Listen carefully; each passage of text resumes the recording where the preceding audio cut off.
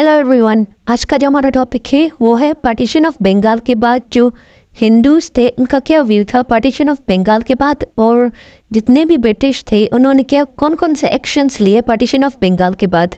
चलिए स्टार्ट करते हैं आज का topic, partition of Bengal and swadeshi movement.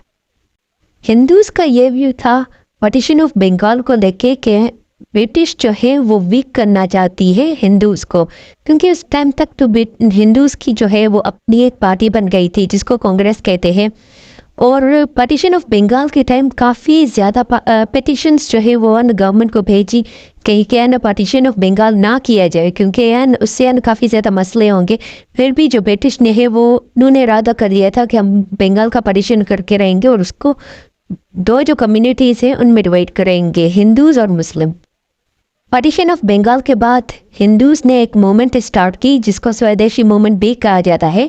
ये मूवमेंट जो थी वो टाउन हॉल एट कलकत्ता 7 अगस्त 1905 में स्टार्ट हुई और इसमें यह कहा गया कि जितने भी ब्रिटिश प्रोडक्ट्स हैं उनको बाइकआउट किया जाए।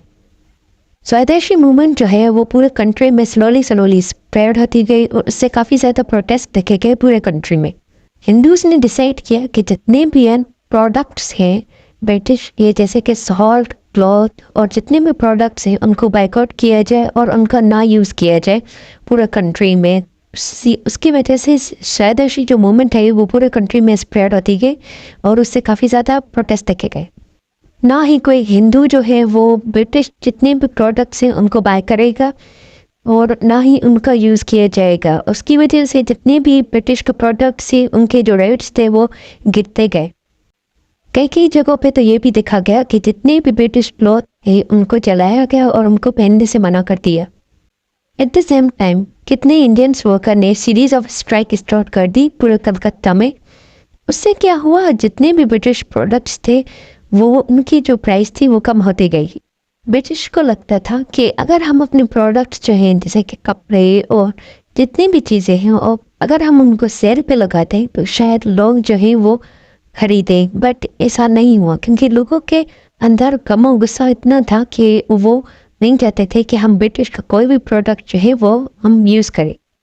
काफ़ी मैगजीन्स में ये पब्लिश किया गया कि जितनी भी ब्रिटिश प्रोडक्ट्स हैं उनको बाइकआउट किए जाए। और ये जो आप साइड में पिक्चर देख रहे हैं उसमें ये शो किया गया है कि कितनी वुमेन्स ने पार्टिसिपेट किया स्वदेशी मूवमेंट में। ये जो आप पिक्चर देख रहे हैं स्वदेशी मूवमेंट की, इसमें दिखाया गया है कि कितनी जो लीडर्स थे उन्होंने पार्टिसिपेट किया, जैसे कि लाला लाजपत राय, बाल गंगाधर तिलक और अरविंदो घोष और बिपिन चंद्र पाल, ये जितने भी लीडर्स थे उन्होंने पार्टिसिपेट किया स्वदेशी मूवमेंट। अब हम देखेंगे कि ब्रिटिश का क्या रिएक्शन रहा स्वदेशी मूवमेंट को लेके, क्योंकि वो तो चुप के बैठने वाले नहीं थे। तो उन्होंने जो सबसे पहले जो चीज़ की, उन्होंने न्यूज़पेपर और पब्लिक मीटिंग्स पर रिस्ट्रिक्शंस लगा दी।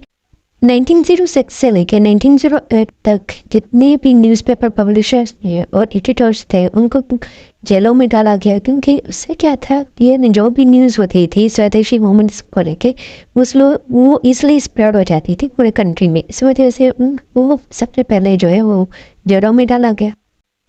1908 में तो गवर्नमेंट ने पूरा कंट्रोल कर लिया न्यूज़पेपर और आर्टिकल्स, जितने भी आर्टिकल्स राइटर थे उन पर और न्यूज़पेपर पर कंट्रोल किया गया। इतने हिंदूज लीडर्स थे उनको पकड़ कर जेलों में डाला गया है, जैसे कि 1908 में बाल गंगाधर तिलक जो है उनको 6 सालों की सज़ा सुनाई गई। लोकल जितने भी प्रिजन्स थे उनको फील्ड किया गया और जितने भी है ना आम लोग रिवोल्यूशनरीज थे जो भी है ना प्रोटेस्ट कर रहे थे उनको पकड़ कर जेलों में डाला गया। इतना कुछ होने के बाद भी लोगों ने भरपूर हिस्सा लिया स्वदेशी मूवमेंट में, क्योंकि वो कभी नहीं चाहते थे कि पार्टीशन ऑफ बंगाल हो, क्योंकि वो नहीं चाहते थे कि पार्टीशन ऑफ बंगाल दो कम्युनिटीज़ में डिवाइड हो। इस वजह से स्वदेशी मूवमेंट जो है वो लॉन्च की गई। तो ये जो आपने आज सब कुछ पढ़ा स्वदेशी मूवमेंट, ब्रिटिश का क्या रिएक्शन रहा और सब कुछ हमने आज कवर कर लिया आज के टॉपिक में। दूसरा जो टॉपिक होगा उसमें हम डिफरेंट चीज़ें जो है वो कवर करेंगे, जैसे कैन पार्टीशन ऑफ बंगाल जो रिवर्स हुआ था 1911 में और ना मुस्लिम लीग कैसे बनी, ये सब कुछ हम कवर करेंगे। आप आई होप आज का लेक्चर आपको समझ आया होगा। Thank you.